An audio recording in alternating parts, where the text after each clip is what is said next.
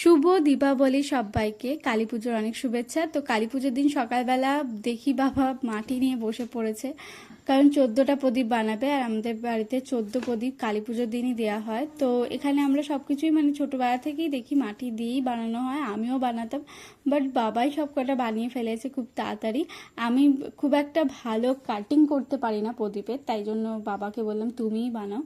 তো বেশ ভালোই বানিয়েছে, আর সবকটা রোদে শুকাতেও দেওয়া হয়ে গেছে, কারণ কাঁচা প্রদীপ দেওয়া হয় আমাদের বাড়িতে। তো তারপর আমি একটু বিকেলের দিকে রেডি হতে বসলাম, আর আমি কিন্তু গেট রেডি শেয়ারও করে দিয়েছি। তো তারপর পুজো এসেছিলো, পুজোর সাথে খেলা করার পর সন্ধে হয়ে গেছে, তাই প্রদীপ আর মোমবাতিগুলো ধরালাম। তারপর পুজো শুরু হলো বাড়িতে।